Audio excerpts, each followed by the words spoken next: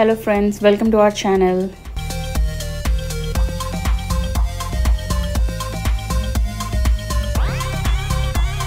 ఇవాళే రిలీజ్ అయిన the fantastic 4 first steps అనే హాలీవుడ్ మూవీ చూడడం జరిగింది.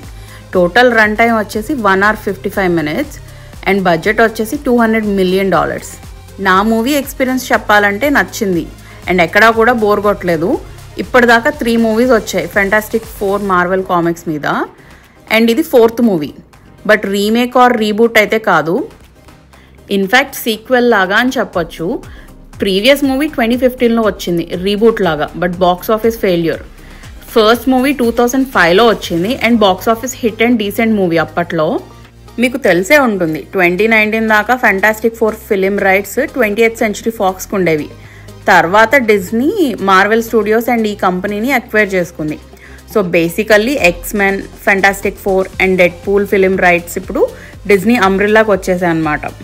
అసలు ప్లాట్ లైన్ ఏంటి అంటే ఫెంటాస్టిక్ 4గా ఉన్న Mister Fantastic, Human Torch, the Thing and Invisible Women ఎర్త్ని కాపాడుతూ ఉంటారు మల్టిపుల్ థ్రెట్స్ నుండి. సడన్గా ఒకరోజు కాస్మిక్ యూనివర్స్ నుండి సిల్వర్ సర్ఫర్ ఎర్త్కి వచ్చి వార్నింగ్ ఇస్తుంది, గెలాక్టస్ ఈ ప్లానెట్ని కన్జ్యూమ్ చేసుకోబోతున్నాడు అని. అసలు గెలాక్టస్ ఎవరు, వీళ్ళు ఎలా ఎదుర్కొన్నారు అనేది మూవీలో చూస్తారు. పాజిటివ్స్ చెప్పాలంటే డైరెక్షన్ బాగుంది అని చెప్పొచ్చు.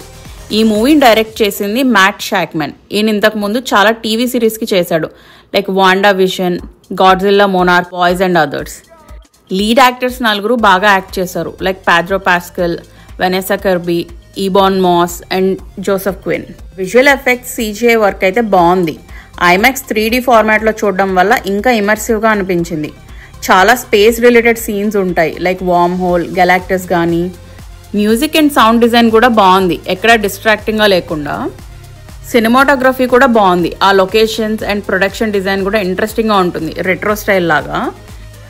మూవీలో non stop blind action scenes కాకుండా కొంచెం ఫ్యామిలీ డ్రామా కూడా ఉంటుంది. Emotional scenes and comedy scenes కూడా బాగానే ఉన్నాయి, ఫోర్స్డ్గా ఎక్కడా అనిపించలేదు. అండ్ ఈసారి ఇన్విజిబుల్ విమెన్స్ సూ మీద ఎక్కువ ఫోకస్ చేశారు క్యారెక్టర్ డెవలప్మెంట్ పరంగా. ఈ సూపర్ హీరోస్ ఫ్లాష్ బ్యాక్ని మళ్ళీ చూపించారు ఫస్ట్ నుండి, కాకపోతే టీవీలో చిన్న విజువల్ లాగా ఎక్స్ప్లెయిన్ చేస్తారు, విచ్ ఇస్ గుడ్, రీబూట్లో లాగా కాకుండా. ఆల్సో కొన్ని న్యూ క్యారెక్టర్స్ కనిపిస్తాయి, లైక్ ద మోల్ మ్యాన్ అని, హర్బీ అనే రోబోట్ కానీ. అండ్ ఈ 2 క్యారెక్టర్స్కి కూడా మూవీలో ఇంపార్టెన్స్ ఉంటుంది.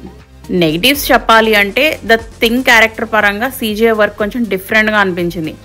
బేబీవి కొన్ని షార్ట్స్ కూడా. గెలాక్టస్ అండ్ సిల్వర్ సర్ఫర్ క్యారెక్టర్స్కి ఇంకొంచెం రన్ టైం ఇచ్చి బ్యాక్ స్టోరీ ఎస్టాబ్లిష్ చేయాల్సింది, ఆరిజిన్స్ గురించి, ఎంత పవర్ఫుల్ అనేది. క్లైమాక్స్ కూడా కొంచెం రష్డ్ అనే ఫీలింగ్ ఉంటుంది. మూవీ కొంచెం స్లో పేస్లో ఉంటుంది, రొటీన్ సూపర్ హీరో మూవీ లాగా అయితే ఉండదు. కొంతమందికి అది నచ్చకపోవచ్చు.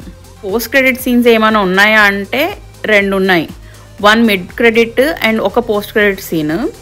రాబోయే మూవీకి కనెక్షన్ ఉంటుంది. మీరు రీసెంట్గా వచ్చిన థండర్బోల్ట్స్ మూవీని చూసుంటే కనెక్షన్ ఉంటుంది స్టోరీ లైన్కి. ఈ వీడియోలో చెప్పింది కేవలం నా మూవీ ఎక్స్పీరియన్స్ మాత్రమే. Thanks for watching. Please like, share and subscribe to our channel.